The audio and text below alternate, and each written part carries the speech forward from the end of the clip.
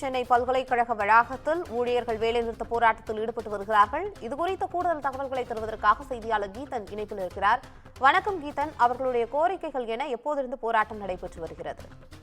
வணக்கம். சென்னை பல்கலைக்கழகம் கடந்த சில ஆண்டுகளாக நிதி சிக்கலில் தள்ளாடி வருகின்றது. இதனால் ஓய்வு பெற்ற ஊழியர்களுக்கு அவர்கள் ஓய்வு பெறும் போது வழங்கப்பட வேண்டிய அந்த பணப்பலன்களை வழங்க முடியாத நிலை இருக்கின்றது. அதே போல தமிழக அரசிடம் அவர்கள் சென்னை பல்கலைக்கழகத்திற்கு மானியமாக வழங்கப்பட வேண்டிய நிதி 80 கோடி ரூபாய் இதுவரை வழங்கப்படாமல் இருக்கின்றது.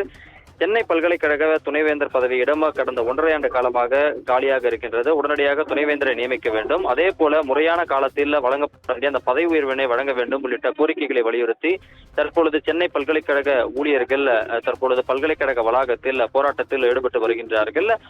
குறிப்பாக அரசிடமிருந்து வர வேண்டிய அந்த மானிய நிதி வழங்காததால் தங்கள் ஊழியர்களுக்கு ஓய்வு பெறும்போது வழங்க வேண்டிய நிதி பங்களிப்பினை வழங்க முடியாத நிலை இருப்பதாகவும், அதே போல பல்கலைக்கழக துணைவேந்தரை உடனடியாக நியமிக்க வேண்டும். அவ்வாறு நியமிக்காத பட்சத்தில் பட்டமளிப்பு விழாவை நடத்தக்கூடாது என்கின்ற அந்த கோரிக்கையை முன்வைத்திருக்கின்றார்கள். துணைவேந்தர் இல்லாமல், குறிப்பாக துணைவேந்தரோட கையொப்பம் இல்லாமல் மாணவர்களுக்கு பட்டங்கள் வழங்கினால் அது செல்லுபடி ஆகாது என்றும், அதனால் மாணவர்களுடைய எதிர்காலம் பாதிக்கப்படும் என்பதால் அதனை உரிய கவனம் செலுத்தி அரசு பரிசீலனை செய்ய வேண்டும் என்கின்ற கோரிக்கையை முன்வைத்து தற்பொழுது 100க்கும் மேற்பட்ட ஊழியர்கள் பல்கலைக்கழக வளாகத்தில் போராட்டத்தில் ஈடுபட்டு வருகின்றார்கள்.